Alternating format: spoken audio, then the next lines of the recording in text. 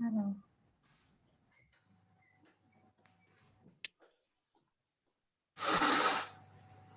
Je pense qu'on est en train d'enregistrer. Est-ce qu'il y en a qui ont déjà fait des enregistrements Zoom? Est-ce qu'on sait que ça enregistre ou pas? Vous le savez ou pas? Oui, c'est confirmé, on a reçu le message là. Vous le voyez? Ah oui, d'accord, parce que moi je le vois pas. Parfait. Il faut confirmer. Bon, mais parfait. On est bon, on est parti. Donc, du coup, là, aujourd'hui, on voulait vous remercier tous pour votre investissement et puis surtout sur ce nouveau programme qui va être le Booster Camp. Donc, on va essayer de voir quelles sont les ambitions de ce programme, comment il va se dérouler et puis les outils qui vont être abordés et que vous allez manipuler durant le programme. Donc, on va démarrer avec qui s'occupe de ce programme. Donc, vous allez avoir des référents de groupes et de projets experts. Tous les projets qui ont été sélectionnés au mois de juillet pour suivre ce programme. Donc, pour Slip-On, on a Roland. Overwatt, on a Christophe qui est ici. Pour Irréversible, on a Xavier Franck. Là, à chaque fois, c'est une zoonose, donc ça repart des animaux. Ça peut tout simplement disparaître. Donc, c'est la situation telle qu'on peut l'analyser. Nicolas, on ne t'entend pas spécialement. S'ils sont normales avec un virus de cette nature-là. Alors, je ne sais pas si c'est un artefact ou c'est vraiment une question en fait. Non, je pense qu'il est en train de parler. Il faudrait que Il est en train de parler. Ah, d'accord, ok. Désolé. Du coup, ensuite, on a Loïc qui va accompagner Noévia et Zumo par Gilles. Donc là, ça sera juste les référents pour les projets qui vont être accompagnés. Ça ne veut pas dire qu'après, vous allez être en équipe, justement. Ensuite, on va avoir ce qu'on va appeler des experts. Donc, les experts seront là à disposition et pourront être contactés par le dirigeant du groupe. Donc, on aura Claire qui est ici, qui est avocate. On a Marion aussi qui est avocate, qui est également là. On a Denis, justement, qui est ici, qui fait du coaching RH. Et ensuite, on a Laurence Serre, qui n'est pas là, qui s'occupe plus de tout ce qui est coaching commercial. Et moi-même, donc en fait, on sera là dans la salle lors des séances de Booster Camp pour répondre à des questions. On ne va pas suivre chacun des projets sur tout le long du programme. On sera là si jamais ils ont une question spécifique sur du droit du travail, sur du droit des sociétés, droit des contrats, au niveau stratégie commerciale, au niveau innovation ou quoi que ce soit. Ils pourront venir prendre un appui en plus de ce que vous allez les accompagner et challenger. Salut Ophélie, Marc, excuse-moi de te couper. Tu as des critères de taille sur ces entreprises en termes CA, staff, dans le développement? On va peut-être en parler après. Oui, c'est justement, j'ai introduit la slide. On y est. Super. Merci pour la transition. Donc, du coup, en fait, justement, donc, le programme Booster, ils sont sélectionnés. Ils sont sélectionnés. Là, le Booster Camp, vous allez les accompagner pour qu'ils aillent sur le comité d'engagement. Donc, on est dans l'accompagnement en amont, justement, de ce comité d'engagement. Donc, en fait, ils ont fait, pour tous, vous connaissez, en gros, le comité de sélection. Là, ils ont été sélectionnés et on va les accompagner pour les préparer au comité d'engagement qui aura lieu à la fin de l'année. Donc, les programmes, ça va être justement le parcours, c'est avoir un accompagnement qui est focalisé sur le développement et surtout, quels sont les axes de développement prioritaires. C'est un accompagnement où on est en mode projet et on est à plusieurs. Et là, par contre, on va être sur des entreprises qui ont plus de 500 000 € de chiffre d'affaires normalement, plus de 5 salariés, et ils veulent vraiment bien se doubler, et normalement, ils veulent doubler l'effectif. Donc, ils ont quand même une certaine ambition, ils veulent aller vers du 10, voire 20 ou 15 salariés. On est quand même beaucoup plus ambitieux que ceux qui sont dans une reprise ou dans une création. Alors, moi, je ne les ai pas vus. Peut-être que Christophe ou Loïc voulaient en parler. Vous avez vu déjà, vous les avez vus ou pas lors des comités de… Oui, on les a vus avec Loïc et Roland. Ah ben, Roland aussi. Ouais, peut-être que vous voulez dire un petit mot sur ces boîtes, mais très rapide. Moi, personnellement, non. De tête, je serais incapable. Ok. Non, si on les a sélectionnés, c'est qu'il y avait du potentiel, il y avait de l'envie et tout était là, quoi. Donc, Ouais. non, rien à dire de plus, quoi. Ok, parfait. Est-ce que ça, Marc, ça répondait à ta question? Très bien, c'est nickel, merci. Donc, du coup, là, on va les accompagner pour aller au comité d'engagement. Donc, ce comité d'engagement aura lieu le 2 décembre. Et là, on va avoir plusieurs dates qui vont être le 1er octobre, le 7 octobre, le 21 octobre et le 18 novembre, entre midi et 2, où là, ces 4 réunions vont être là pour challenger leur projet et leur développement. Et on va voir. Ça veut dire, pour vous, les experts, ça vous fait 20 réunions? Non, parce que ça nous fait 4, parce qu'en fait, on sera tous au même endroit, à la CCI. Ah, d'accord. C'est tout le monde en même temps. D'accord. Donc, il y aura 5 salles. Voilà. 5 salles et vous, on vous appelle si nécessaire. Exactement. D'accord.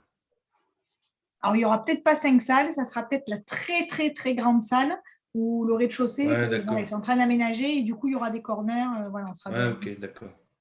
des coins. Mais du coup, voilà, on est tous au même moment, ce qui va permettre de voir quand même. C'est pour ça qu'au début, on fera un petit brief tous ensemble. Ok. Avant chaque début de séance, on aura une demi-heure. En gros, de midi à midi et demi, on se cale. À midi et demi jusqu'à 14h, vous les accompagnez. Vous les challengez. Julie, pour les référents, puisque a priori, si j'ai bien compris, je suis référent, j'ai une date, je crois, de mémoire où je ne suis pas là. Oui. Comment faire? Il y aura, normalement, il y a quelqu'un d'autre de ton binôme. D'accord, ok. Fait ton binôme, quadrinôme même. Vous êtes entre 4 ou 5 par groupe. On a de la marge. Voilà, normalement, il y a de la marge. Alors, le 1er octobre. Pourquoi le booster finalement? Parce que c'est pour accélérer l'engagement comité d'engagement par rapport à un suivi normal. Enfin, quel est comment c'est né ce booster? Alors, le booster, attention, c'est un programme qu'on a chez Réseau Entreprendre, ouais. Mais qu'on avait peu initié. Et là, en fait, on s'est dit, pour initier un peu plus au programme, parce qu'on fait beaucoup de création ou de reprise, ils ont à Réseau Entreprendre aussi le principe pour faire un peu la promotion du booster, de ce programme, ils ont créé un booster camp en disant, ben voilà, s'il y en a plusieurs, pour donner un petit coup d'impulsion, on va, donc eux, normalement, ils le font sur un week-end, donc on s'est dit qu'on n'allait pas vous prendre un week-end complet pour les accompagner. Même si Thierry avait une envie énorme et il nous harcelait en permanence dans un quand est-ce que je passe un week-end avec tout le monde. On s'est dit, toi, tu nous écrivais en disant que tu voulais passer le week-end avec nous tous. Mais... Tu dis n'importe quoi. ouais, au cost, ça aurait été sympa. Et donc, du coup, on l'a réparti plutôt en 4 grosses séances entre midi et 2. Voilà. Okay. Mais du coup, c'est vraiment pour donner de la visibilité et donner une visibilité et sensibiliser les entreprises au fait qu'on peut les accompagner sur Booster. Et pour qu'on puisse en accompagner quelques-uns, on s'est dit, ben voilà, il faut en trouver et pour le montage du dossier, pour aller qu'ils aillent au comité sélection, autant en prendre plusieurs et les accompagner. Donc. Ok, merci. Donc, le 2 décembre, l'engagement. Donc, on va commencer le 1er octobre avec une première séance qui va être focalisée sur la présentation du projet. Donc, le but de cette séance-là, ça sera la présentation du projet. Donc, vous allez vraiment rencontrer le porteur de projet, le dirigeant d'entreprise. Et il va vous présenter son projet, pourquoi il le fait, quel est son projet de développement, quel va être le but, quels sont ses objectifs et son ambition de croissance. Donc, ça va être vraiment... Pendant de midi et demi à 14h, vous allez travailler là-dessus et je vais vous montrer les outils et les livrables qu'on va pouvoir avoir. Les expertises stratégiques, ça va être le livrable, de quoi il a besoin et dans quelle direction il va. À la fin de la séance, c'est ce que lui, il doit être capable de formaliser, c'est ses besoins et où il veut aller. Donc, ça va être cet objectif-là. Alors, est-ce qu'on a le dossier avant? Je ne veux pas dire de bêtises, je pense, mais ce n'est pas sûr. C'est quand même, moi je pense que c'est quand même mieux de l'avoir avant parce que la création spontanée, il y a des gens très doués, mais c'est peut-être pas mal de l'avoir avant, peut-être, je ne sais pas. Oui, Roland.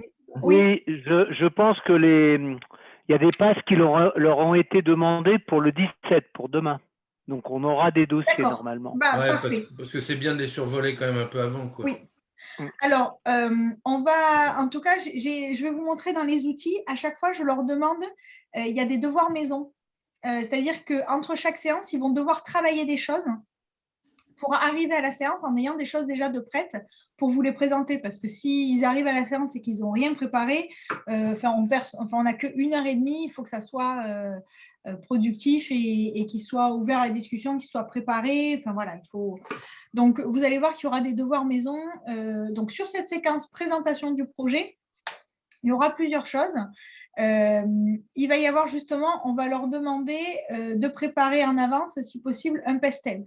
Donc ça, je pense qu'un pestel. Donc ça, c'est un outil où ils doivent mettre les tendances politiques, économiques, sociales, légales, technologiques et même écologiques au niveau, quelles sont les tendances sur le marché, leur environnement, pour que vous puissiez comprendre dans quel environnement ils sont.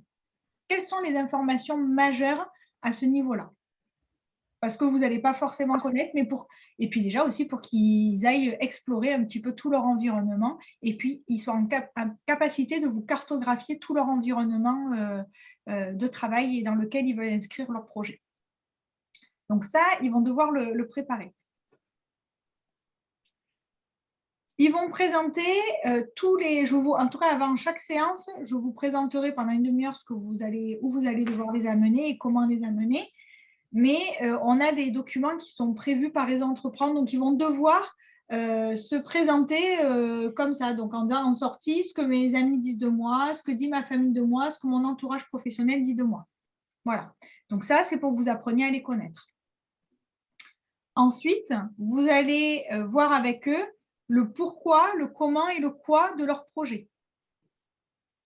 Donc, il va falloir qu'ils le formalisent clairement. Donc, c'est pour ça qu'on est vraiment focalisé sur le projet, quelles ambitions, qu'est-ce qu'ils veulent avoir. Quand je dis projet, c'est le projet de développement, ce n'est pas le projet entreprise, même si ça va passer dessus, mais c'est vraiment, ils sont déjà créés, ils sont déjà établis. Donc, on n'est pas sur un projet reprise ni création, c'est vraiment quel est mon projet de développement pour mon entreprise.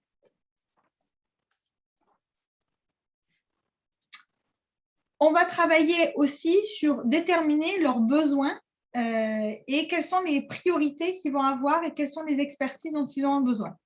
Et donc là, ils vont devoir lister, noter la priorité, faire des points pour définir vraiment quels vont être leurs besoins, leurs expertises, les expertises qui vont être nécessaires, ce qu'ils vont devoir travailler pour atteindre ce développement-là. Et aussi, il y aura bien sûr un SWOT qui sera réalisé et qui devront préparer aussi à l'avance. C'est-à-dire qu'ils vont arriver avec ces outils, ils auront normalement déjà préparé tout ça et vous allez être là pour les challenger pendant 1h30. Donc, normalement, ça ne sera pas, ils ne vont pas être pris au dépourvu, ils sont censés déjà le travailler et les préparer. Et du coup, Ophélie, nous, les experts, notamment la première séance, ils sont là on vient juste très ponctuellement ou on écoute, parce que les groupes sont séparés, donc on ne va pas pouvoir tout entendre? Non, alors vous allez pouvoir naviguer pour aller écouter, mais normalement, ils viennent justement quand ils ont besoin d'une expertise particulière à un moment donné. C'est-à-dire que, par exemple, vous allez regarder le pestel en disant légalement, il y a ça, et en fait, dans les forces, vous allez trouver quelque chose qui est un petit peu incohérent. Du coup, là, je fais l'appel à l'avocat pour voir quelles sont les bonnes questions à se poser à ce niveau-là, en fait. Mais qui fait l'appel? C'est le porteur de projet ou c'est le groupe de travail? Tous ensemble. D'accord. Tous ensemble. Ophélie, juste une idée, mais encore une fois, il ne faut pas tout changer. Est-ce que, tu sais, quand on est en plénière au départ, tout le monde va être là dans la plénière, ok? Oui. Pas les chefs d'entreprise, c'est que nous, que les accompagnants. Pas les porteurs de projet, tu veux dire? Oui. Okay. Non, parce que je pense à un truc, est-ce qu'il ne serait pas judicieux, justement, je pense à la question de Marion, de leur demander à chacun de pitcher 2 minutes ou 3 minutes avant de démarrer? Ça sera… Alors, il y a une séance…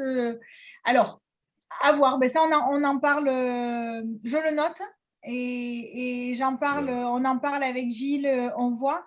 À voir C'est si juste au une idée démarrage. pour que les experts ils aient une vue rapide de quoi en cause, quoi. Voilà. Oui. Bah, ils ont qu'à lire les projets avant s'ils sont envoyés. Donc, Si, voilà, c'est pour ça que je ne veux pas me prononcer, c'est que je veux voir si on a les documents ou pas. Ça, il faut que je cale ça avec Gilles. Il va nous rejoindre tout à l'heure, on pourra lui poser la question. Ok. Hein, mais je note tout ça. Merci. De rien. Alors, donc ça, c'est le 1er octobre, donc ça va être dans 10 jours. Ensuite, on a le 7 octobre. Donc, entre midi et 2, pareil. Là, l'objectif, ça va être de voir quelles sont les cibles et qui sont les clients du projet, de l'entreprise, et surtout, quelle est la proposition ou les propositions de valeur de l'entreprise.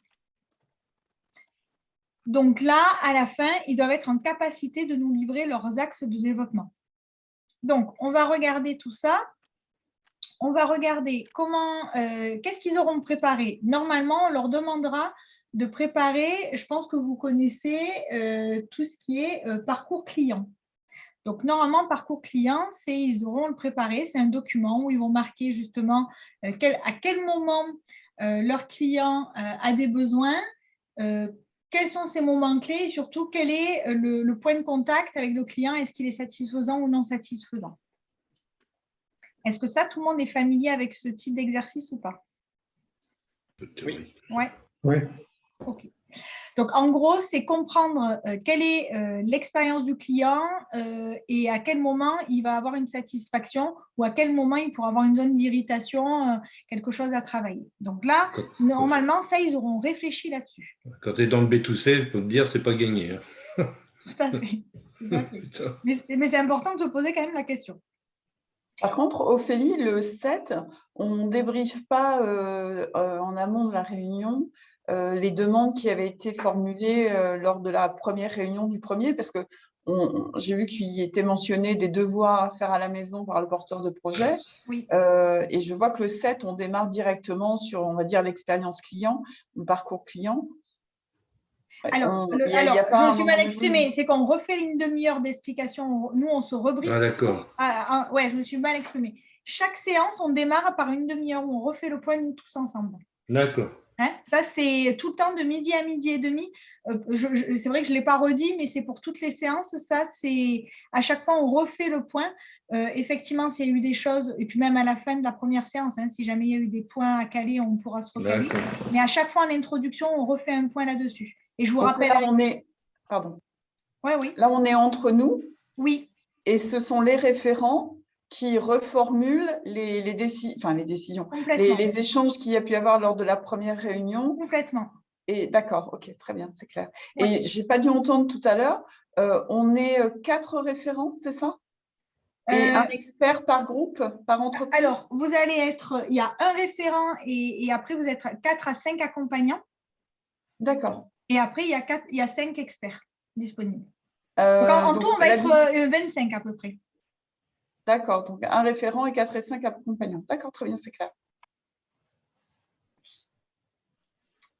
Alors, il y a Carole qui me pose une question. Carole, juste pour te faire rire, je serai en expert, je ne serai pas dans mon groupe et on va donner la chance à tout le monde. On ne va pas les couler parce qu'à chaque fois qu'on est avec Carole, les projets, ils s'arrêtent. Donc, Carole nous demandait si on était ensemble dans un groupe. Donc, pour le 7, on va être vraiment sur les axes de développement. Et du coup, le livrable, donc en anticipé, ils vont faire ce suivi client avec le ressenti et les zones de tension qui sont à travailler ou au contraire les zones de satisfaction. À l'issue de cette séance-là, l'objectif est d'arriver à identifier les axes de développement, c'est-à-dire les objectifs, quels sont les enjeux, quelle est la cible et les domaines concernés de leur projet de développement.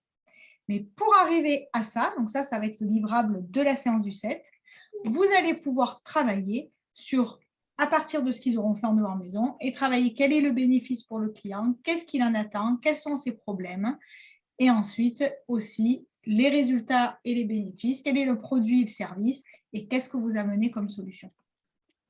Donc ça, c'est les outils sur lesquels on va travailler et vous allez travailler avec lui pour le faire avancer, pour développer ces axes de développement. Voilà, donc ça, c'est le 7 octobre. Ensuite, on va passer le 21 octobre. Là, pareil, donc effectivement, demi-heure de calage entre nous. Ensuite, on va travailler avec eux. Et là, on va aller sur le business model. Donc, pareil, ils arriveront avec un business model qu'ils auront préparé. Ils ne vont pas arriver avec un business model où ils n'ont jamais vu ça. On leur demandera à chaque fois de préparer la séance. J'ai une question, parce que, bon, tous les BP que je regarde, enfin, tous les trucs, je suis en train d'en regarder un, tout le monde est fada de trucs, mais moi, j'y crois pas une seconde. Il y a toujours le go-to-market en général est vraiment excessivement mal développé. Donc, ça se passe où? Ça se passe le 7? Alors, les axes de développement, c'est bien, mais après, les axes de développement, ce n'est pas très compliqué à définir. Mais après, le go-to-market, la plupart, ils sèchent. Hein. Donc, ça se fait quand, le go-to-market? Alors, il va être sur la dernière, sur le plan tactique. Ah, d'accord. Il n'est pas le 3, alors. Mais tu peux commencer à l'aborder, en fait. Tu vas commencer à l'aborder. Je ne vois pas comment on peut faire un business model si on n'a pas un go-to-market. Mais c'est pour ça que tu commences à l'aborder. Tu commences énormément à l'aborder, mais après, en fait, c'est en synthèse, quoi. C'est une fois que tu sais à peu près comment, une fois que tu as défini quand même, c'est un petit peu difficile c'est pour ça qu'avant on voit le projet, la cible, quelle est ta valeur ajoutée? Non, mais la cible, j'ai compris, l'axe de développement, j'ai compris.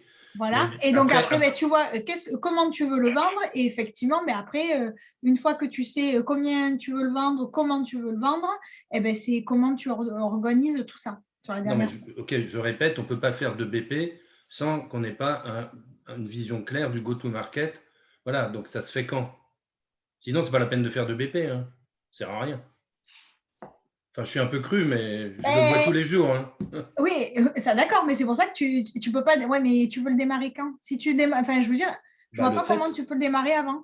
Le 7. Oui. Le 7, tu n'auras pas le temps, quoi. Enfin, si tu as le temps, je veux. Alors attention, hein, ce que je vous dis, c'est si vous avancez plus vite, très bien, mais c'est qu'il n'y a que 1h30, quoi. Enfin, c'est que ça passe assez vite, quoi. Ok, d'accord. Bon, là, je donne les grandes lignes.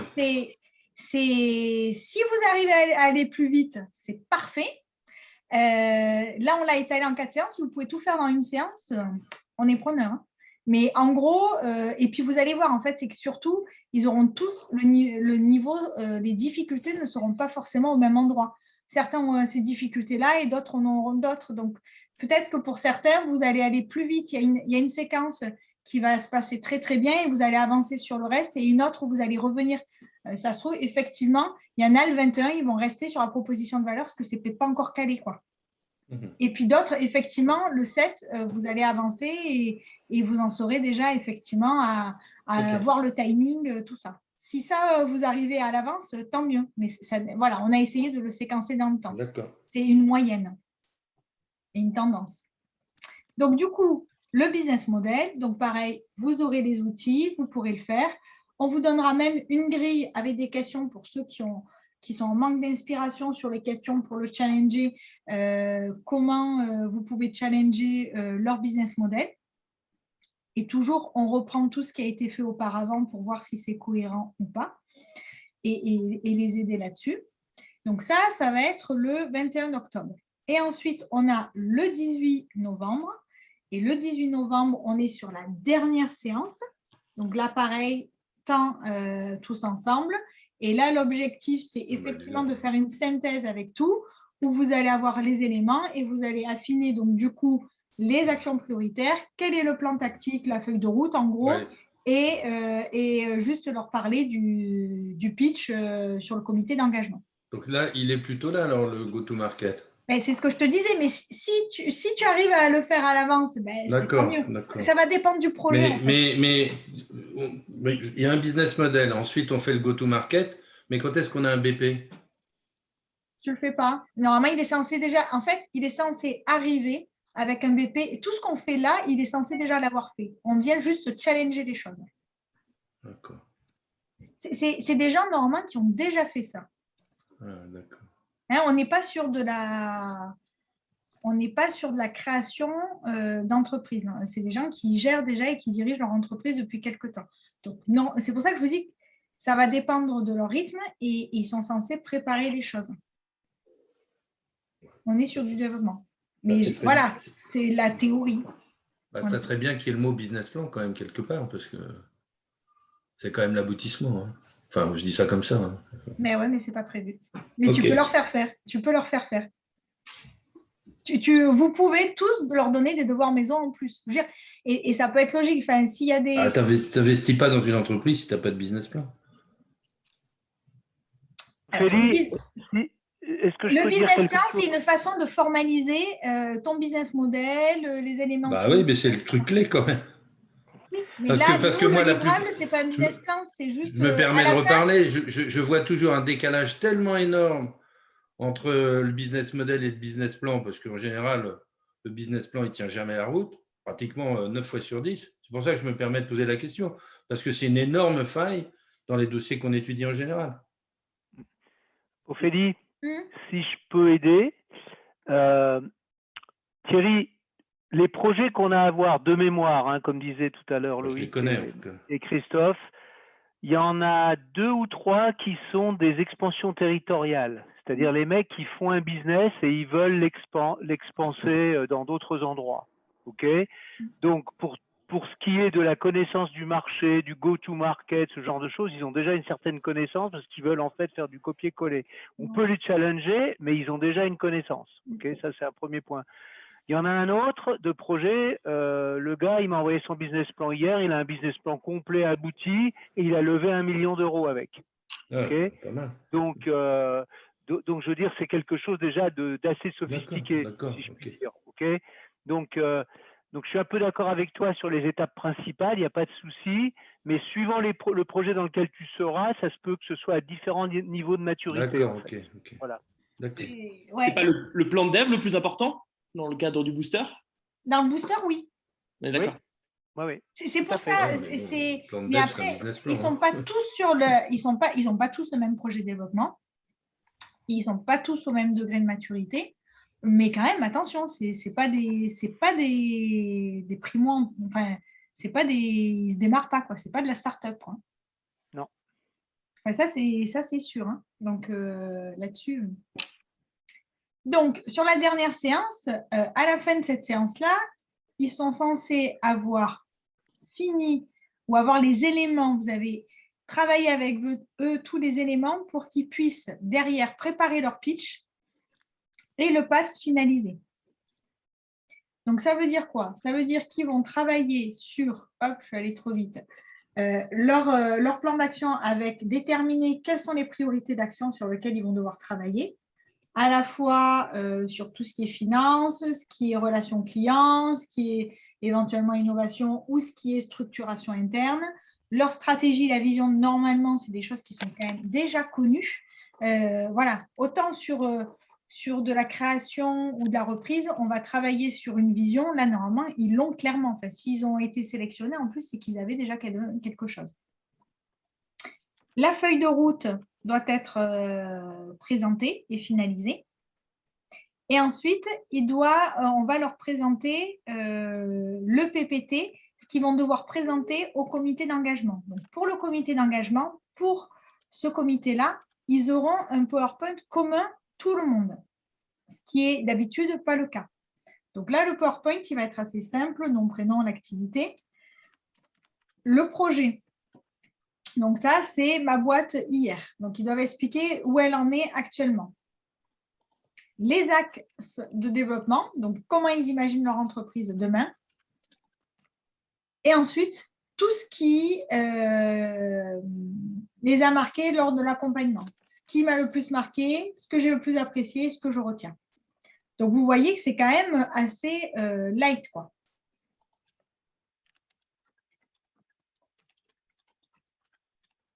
Ophélie, il y a un truc que je ne pige pas. Ouais. Là, sur les 3 slides. Là, c'est quand ils vont faire le comité d'engagement? Ouais, c'est les slides pour le comité d'engagement. Juste alors, on est d'accord qu'on les accompagne à être dans les meilleures conditions pour se présenter à un comité d'engagement. Ouais. Après, moi, je ne viens pas au comité d'engagement. Ce n'est pas moi qui fais le comité d'engagement. On est d'accord là-dessus ou pas? Pas toi qui, tu veux dire toi en tant que moi, je suis expert sur un sujet. Okay, oui. Avec, voilà. avec le groupe, on va faire en sorte de le préparer correctement, un comité d'engagement. Mais après, je ne viens pas au comité d'engagement. Alors, il y aura un seul membre. Ça, dans l'idée, je ne vote pas. Je ne vote pas, je peux participer. Parce que sinon, on est d'accord là-dessus. Oui. C'est vrai, il y a qui au comité d'engagement finalement? Alors, il y aura, moi je vais le présider, ensuite on aura un chargé d'études pour chaque projet, donc ça veut dire que 5 membres uniquement. Et ensuite, on aura 5 nouveaux membres qui n'ont jamais participé, qui connaissent pas le booster, enfin, qui ne connaissent pas ces entreprises. Mais le référent, il n'est pas là? Un chargé, ben, ça peut être le référent ou si jamais il n'est pas là, ça va être quelqu'un d'autre de l'équipe. D'accord. Donc, okay. Et donc, ma question, c'est on leur impose un cadre avec ces 3 slides. Ouais. Et donc, on change finalement l'état d'esprit par rapport à un comité d'engagement standard. Et ouais. Pourquoi finalement? Alors, c'est parce que simplement, là, on suit les directives. Pourquoi? C'est que simplement, là, on a appliqué les directives de réseau entreprendre sur leur séquence Booster Camp. Il y a des petits critères. Voilà. Ah merde, on est une grosse boîte, nous aussi. Voilà. Ah, et alors, bon, attention, il y a 3 slides. En 3 slides, tu ne tiens pas non plus 10 minutes. Donc, pour moi, je pense qu'ils pourront rajouter des choses et nous dire des choses en plus. Et on aura le pass et surtout, il y aura toute la partie questions-réponses aussi qui va énormément compter. Non, voilà, je m'intéresse juste sur ces slides-là et je m'intéresse surtout sur la valeur du 3e finalement. Oui, ouais. C'est la 3e. Alors, je suis entièrement d'accord avec toi. La 3e, elle est plus… dans mon truc, là. Elle est beaucoup plus… Cette slide-là, je pense qu'elle est faite plus pour faire la promotion de Booster Camp qu'autre chose.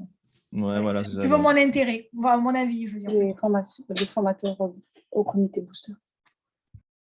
Voilà. Je pense que c'est uniquement de la promotion. Voilà. Donc, c'est pour ça que si ce n'est pas dans l'intérêt du candidat ou si ce n'est pas pour mettre dans les bonnes conditions les gens qui vont participer au comité d'engagement, personnellement, je serais d'avis de la challenger ce slide. Ouais. Bon, après, on peut en reparler. Mais Ophélie, oui. excuse-moi, mais là, je suis un petit peu perturbé par ça. Au comité d'engagement, on ne peut pas faire l'économie qui nous présente un snapshot du business plan quand même. Bah, moi, je trouve ça sidérant qu'il n'y ait pas… Parce que dans le business plan, c'est quand même… Moi, je le connais, le dossier, en fait, dont je vais m'occuper, je le connais par cœur. Donc, en plus, je sais exactement ce qu'ils doivent faire. Et ça, c'est un autre sujet. Mais, enfin, bon. Mais il faut que tu reprennes la boîte. Non, peu importe. Mais je veux dire, le business plan, effectivement, il faut le construire parce que ça permet de voir les investissements, ça permet de voir les créations d'emplois. Et souvent, en plus, on peut avoir des blocages dans le plan de financement et le bilan. Donc, je pense qu'en comité, comme dit Roland, je pense qu'on ne coupe pas quand même. Il ne s'agit pas d'en faire des fromages, hein, mais quand même… Il faut quand même qu'il y ait un minimum autour de ça, parce que… Ah mais Roland, moi ce que je comprends, c'est qu'on a une trame qui nous est présentée par Ophélie qui est un minimum structuré. Oui. On rajoute ce qu'on veut derrière. Moi, c'est un peu comme ça que je l'ai vu, parce que 3 slides, on ne peut pas tenir 10 minutes, 3 slides. Enfin, soit ces slides, le type, il est très, très bon à l'oral, mais enfin, moi, je pense soit on leur autorise de rajouter des choses, soit on… Enfin, voilà, parce que je pense que dans l'idée, c'est que quand ils font le Booster Camp, pour qu'on utilise cette appellation-là, c'est qu'en fait, après, je pense qu'ils font leur comité de sélection en les revoyant, enfin d'engagement, en revoyant complètement la chose, où ça dure que 5 minutes. C'est plutôt une séquence abattage, où les types, ils viennent pitcher et ils ont 2 minutes pour présenter leur projet à l'oral. Et c'est pour ça qu'il n'y a que 3 slides. Je pense que c'est un truc comme ça. Sachant que là, on est sur du comité d'engagement, je pense que, enfin, à voir avec Gilles, hein, mais certainement, on peut faire, soit on leur fait rajouter, soit on y est sur des questions-réponses plus larges.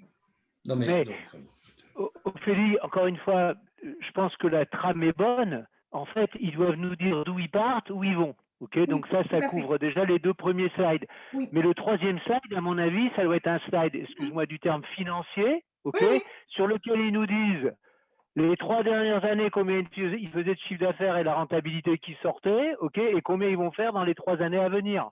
Et combien d'emplois et les emplois. Comment? Et les emplois créés, puisque c'est quand même… Et alors, j'y viens, les emplois, le niveau d'investissement et le financement demandé. Ils n'ont pas besoin de mettre des détails, mais au moins tous ces chiffres-là clés sont importants pour qu'on puisse prendre une décision, à mon avis. Bien sûr. Ah ouais. Ça peut tenir sur un slide. Hein. Mais moi, je pense que même vis-à-vis des porteurs de projets, je suis d'accord que c'est ce qu'ils attendent quand même. Donc, ils attendent quand même une concrétisation finale de leur projet. Enfin, je ne sais pas. Donc, ils sont bien au courant de toute la procédure. J'ai pas été là quand ça a été présenté, donc je ne sais pas, j'étais pas là au mois de juillet. En tout cas, si ça n'a pas été présenté, ça sera présenté. Parce qu'après, ils n'attendent pas un go-no-go en fait de notre part à la fin. Non, si, au comité d'engagement, si. C'est un comité d'engagement, on va leur prêter des sous. On ne peut pas donner de go-no-go. C'est pour ça que pour moi, il ne faut pas dénaturer ce qu'on fait. Parce qu'ils doivent donner le pass avec le… C'est comme un comité. Ah non, ça me va. C'est comme un comité classique sur une partie. Hein. Donc si, je pense qu'ils sont au courant. Il faut quand même, comme le dit Christophe, qu'il y ait qu'on mette 2-3 trucs nouveaux qui peuvent les aider. Je conçois. Mais in fine, quand même, voilà, on essaye de boucler pour savoir si ce business model et le business plan tient la route. Et on se dit, bon, bah, c'est bon, on peut y aller, on peut mettre de l'accompagnement financier à un truc. Et moi, par exemple, en tant que business angel, je me dis, bon, ça vaut le coup d'y aller, quoi, parce que j'y crois. Je suis désolé, bonjour à tout le monde, excusez-moi pour le bruit du matin, là, c'est Nicolas. En fait, c'est un comité d'engagement, ce n'est pas un comité de financement, on ne décide pas du une enveloppe aujourd'hui. Si, en engagement, on discute du financement. On va filer le chèque à la fin, là? Bah oui. À la fin du comité d'engagement, oui. C'est un peu chaud de faire ça sans connaître le plan de financement, effectivement. Mais vous l'avez… Alors après, attendez. Qu'est-ce qui est fait actuellement dans les comités d'engagement? C'est pour ça que je pense qu'il faut aussi… actuellement, il n'y a aucune slide qui est demandée aux porteurs de projet. Hein.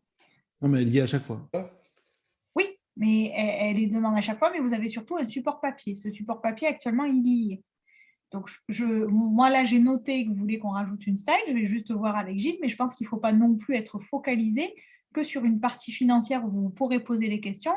Je pense qu'il ne faut pas non plus être… Le plus important, ce n'est pas forcément le format des slides, à mon avis. Enfin, c'est pour ça que voir avec Réseau Entreprendre, si quand on utilise, ils veulent absolument qu'on soit formalisé et qu'on respecte leur formalisme au plus haut point.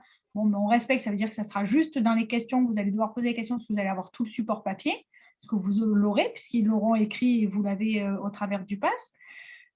Sinon, si on peut prendre une liberté sur les slides, on prendra des libertés sur des slides. Mais Ophélie, excuse-moi, mais encore une fois, on a 3 slides imposés.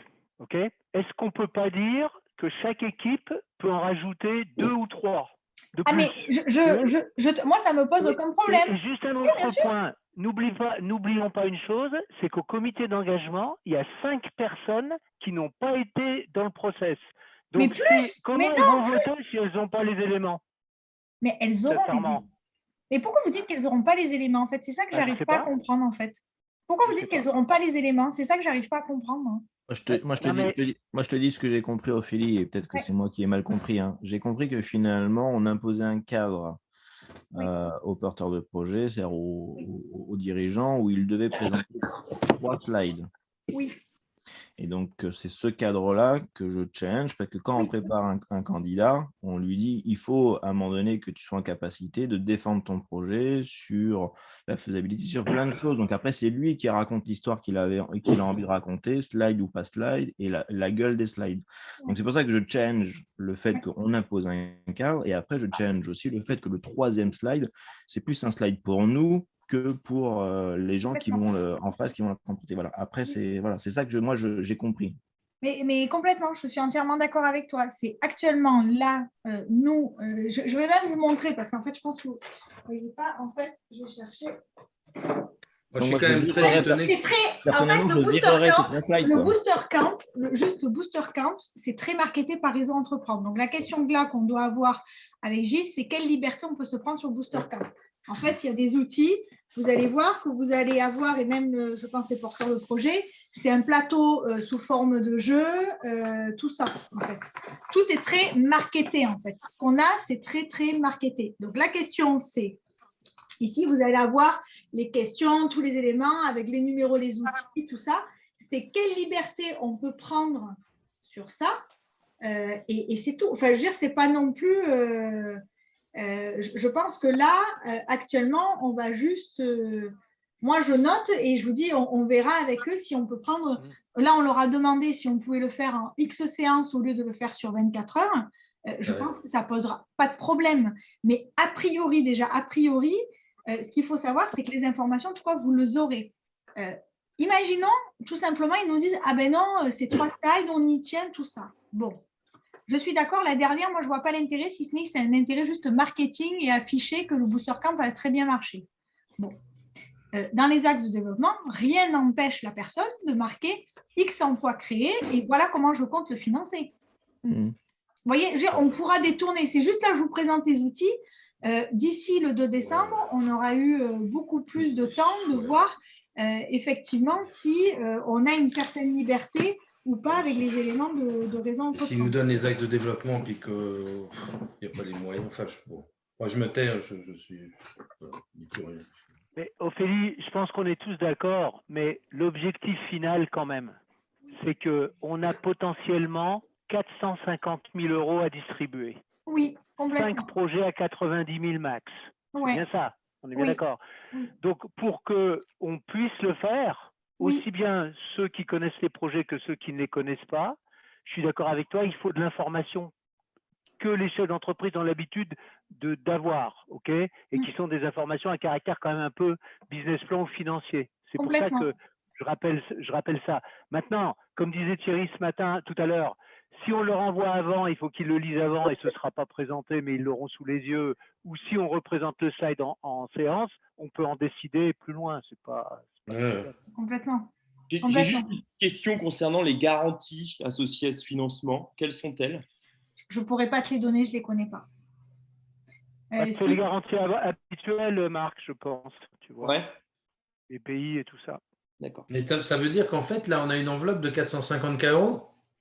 Bah, à peu près. Hein. C'est moi qui dis ça. C'est moi qui dis ça. Mais normalement, en projet booster, on peut prêter jusqu'à 90 000. C'est ça. Ah, d'accord. Sans intérêt et sans garantie. Voilà. OK. Non, donc, il n'y a pas de garantie. Mais après, ils vont contrôler le taux de réussite sur le truc. Imagine qu'on les donne à 5 et les 5 se plantent. Donc, ça ferait 0 sur 5. Il y a un contrôle derrière de notre… T'es confiant, Thierry. Ouais, mais Thierry, on te prend au comité, on sait très bien que les 5 ne l'auront pas. Mais Thierry, t'es pas solidaire dans cette affaire? Je comprends pas. Comment? T'es pas caution solidaire dans cette affaire? Alors là, je pourrais, mais j'ai pas envie. En fait, c'est Thierry qui finance, c'est pour ça qu'il a peur. Ok. Donc oui, voilà, je vous répète que normalement, c'est pas c'est des gens quand même qui gèrent leur entreprise, c'est des entreprises qui sont déjà en situation stable au niveau financier, qui ont fait leur preuve de concept, qui commencent à établir, on est sur des projets en développement. Ils arrivent, ils ont déjà des choses de préparer, on leur demande quand même de travailler des éléments en amont, donc ça veut dire que vous êtes là pour peaufiner un projet. Pourquoi en plus, peut-être que ce qu'il faut savoir, c'est que les comités de sélection, on est les seuls à le faire. Normalement, chez Réseau Entreprendre, ça n'y est pas. Et donc, du coup, ça veut dire que cet accompagnement avant les comités d'engagement est quand même une originalité un petit peu de mon premier. C'est le Réseau Entreprendre, ouais. Carole, fais gaffe ton micro. Et donc, du coup, je pense que c'est cette originalité-là qui fait que, parce qu'eux, voilà, ils font ce booster parce que d'habitude, ils ne les accompagnent pas à aller à des comités d'engagement. Non, mais comme le dit Roland, je pense que comme c'est des sociétés qui sont déjà un peu matures, je pense qu'on va aller assez vite dans le cœur du dossier et qu'on devrait relativement vite, disons, avoir une opinion du développement, des axes, un peu du BP, quoi. Mais bien sûr. S'ils sont habitués, on pourra leur dire, essayez de travailler ça dans votre BP pour nous convaincre, quoi. Mais bien sûr.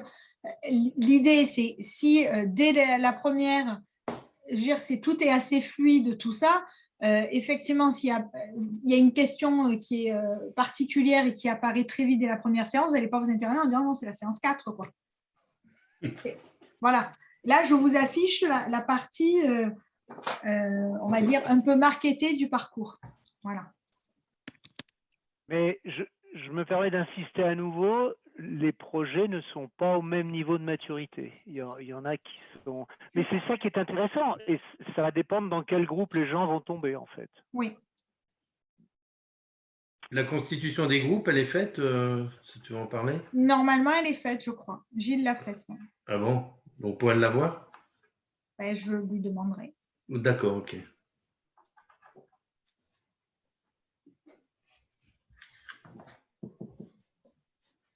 Est-ce que vous avez des questions particulières?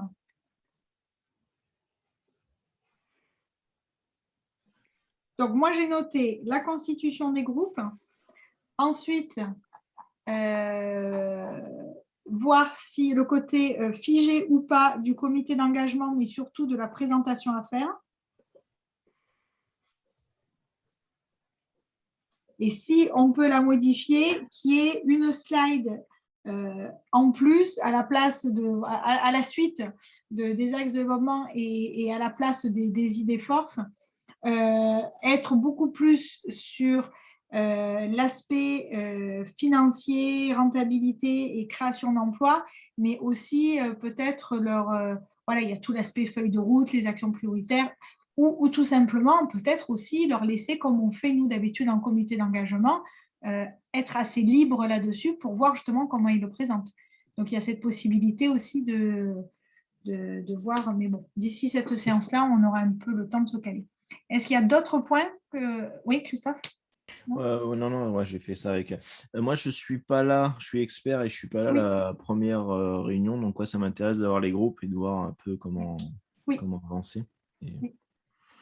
Et Ophélie, les projets aussi, ce que tu n'as pas redit, mais ce qu'on avait dit au départ, que dès qu'on a leurs dossiers, si on peut les avoir en amont, c'est vrai que c'est mieux quand même. Ouais. Après, je suis d'accord avec toi et je rajouterais même, parce que moi, j'ai participé au comité, c'est-à-dire aux entretiens avec Loïc et Roland, et ça reste des chefs d'entreprise. Et donc, pas de souci avec ça. Ils ont déjà des business qui tournent et donc, ils ont déjà une forte activité. Et donc, ils ont… c'est pas qu'ils ont bâclé, c'est qu'ils ont vraiment équilibré tant de travail. Donc, c'est pour ça que là, je serais quand même d'avis de les sensibiliser sur le fait que nous, on va passer du temps, mais eux, il faut qu'ils n'arrivent pas les mains vides. Je suis d'accord avec Thierry sur le fait qu'il faut qu'ils arrivent préparés, quoi. Ils sont… mais par contre, il faut… c'est-à-dire qu'on ait les documents avant, normalement, ça me paraît utile parce que ça permet d'aller vite dès le début, quoi, tu vois. Exactement. Moi, j'ai trouvé qu'il y avait quand même des transparents qui doivent remplir dans les devoirs de vacances, entre guillemets, qui ne sont pas si simples. Donc, il faudra être aussi un peu indulgent parce qu'ils ont aussi leur business à conduire, quoi. Donc, exactement, il faut trouver l'équilibre, mais arriver les mains vides me paraît… Oui, bien sûr. Et au-delà de ça, c'est-à-dire que si jamais vous abordez un point compliqué ou vous leur posez des questions, vous les challengez sur un sujet spécifique, il faut qu'ils prennent le temps d'y réfléchir avant la séance d'après. Ou qu'on sache. Qu'on sache. C'est-à-dire que s'ils n'ont pas le temps, ils n'ont pas le temps, mais qu'on le sache. Mais c'est pour ça que je pense que c'est le rôle du référent, je pense. C'est ça. Donc c'est pour ça qu'il faut… voilà. Ouais. Thierry, tu quand même pour le…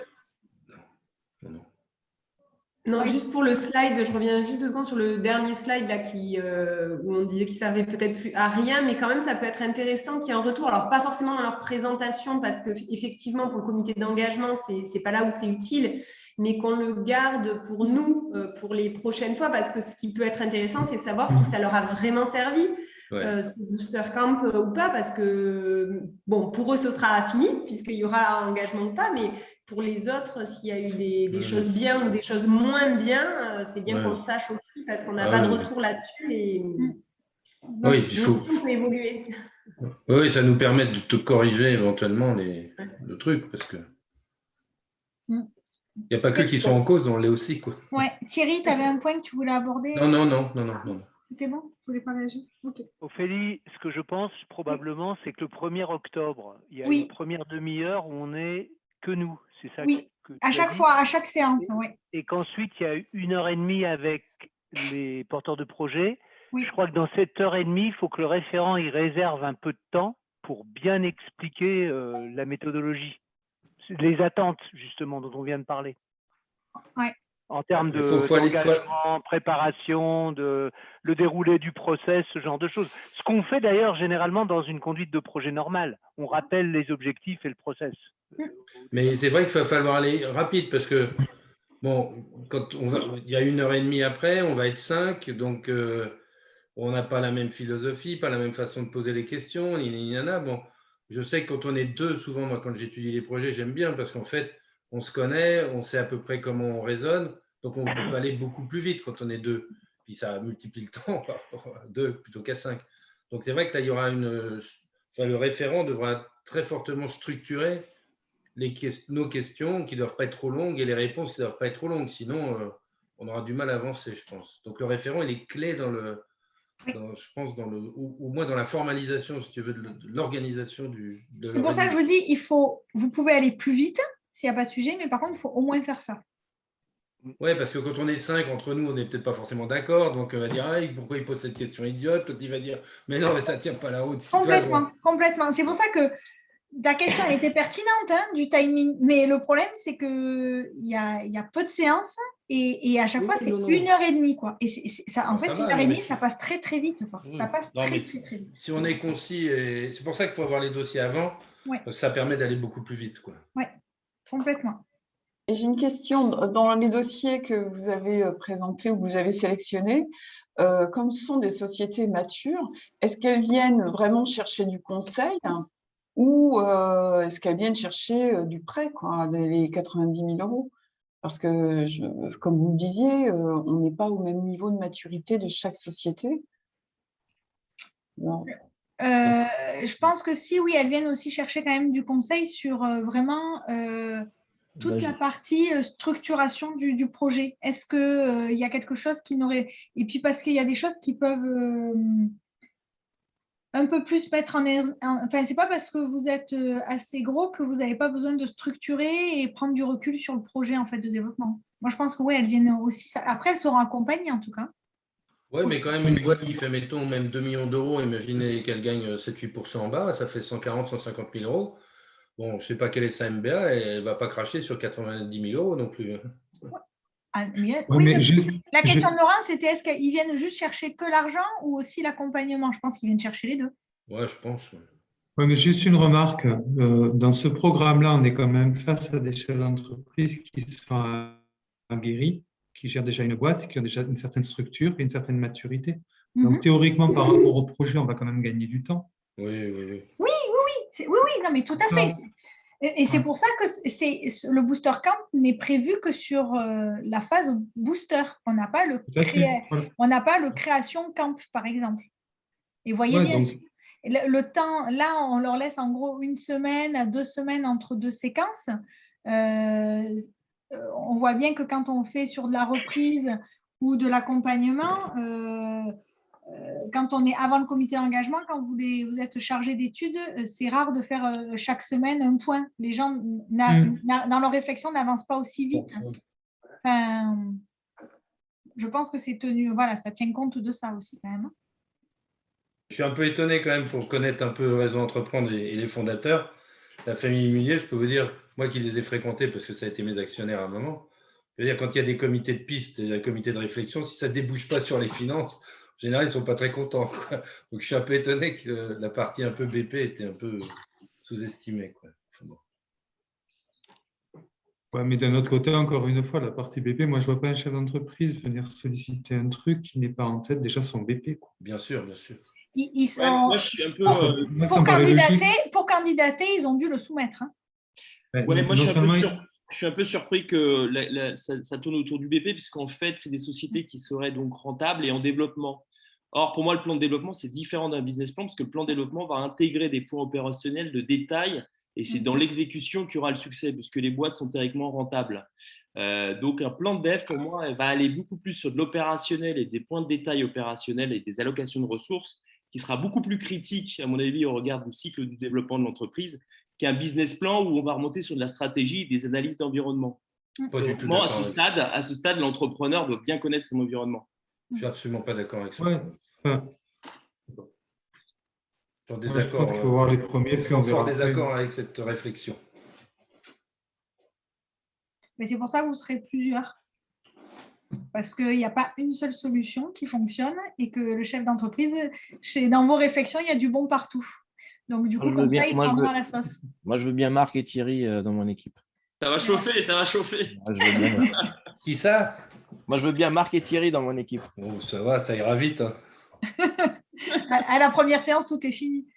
Ah, non, en fait, il y aura la première séance sur le BP et après 3 séances sur le plan de développement, c'est ça? Ok. Ah, mais nous, on va sortir du cadre. Attends, on ira boire des coups et on fera d'autres séances. Exactement, c'est la base. C'est la base. Ça va. Christophe, je vais venir dans ton équipe, moi. Allez, c'est bon. C'est parti. On va leur poser 4 questions, on va aller boire un coup, puis s'ils n'ont pas répondu, on leur dit revenez. C'est là où ça va jouer, hein, c'est sur le bord du bar. Hein. Sur les cahuètes, la qualité des cahuètes. Exactement. Bon, on arrête là. Philippe, c'est très clair. C'est clair pour vous, c'est bon? Il y a d'autres choses que tu voulais nous raconter ou pas? Non. Est-ce que c'est plus clair pour tout le monde ou pas? Ouais, bon. Sauf pour Gabriel. Hein? Oui, clair. Pour Gabriel, c'est pas clair et c'est à l'envers. Pour lui, c'est à l'envers aussi. Et il fait du yoga. Ah, mais ça doit être la buée parce qu'il y a beaucoup d'argent liquide, je crois, là-bas. Gabriel, il est malade, mais il est quand même là. Hein. Donc, la vidéo aujourd'hui, de toute façon, il vaut mieux que vous ne voyez pas ma tronche. En fait, on la voit floutée et on la voit à l'envers. Non, mais c'est fait exprès. Ah. Mais je tourne justement, c'est pour susciter l'attention. Ça marche. La preuve, c'est que ça marche. Par contre, Ophélie, le support, tu peux nous l'envoyer ou pas? Oui. Ça va être Gilles qui l'enverra, oui. Cool, ok.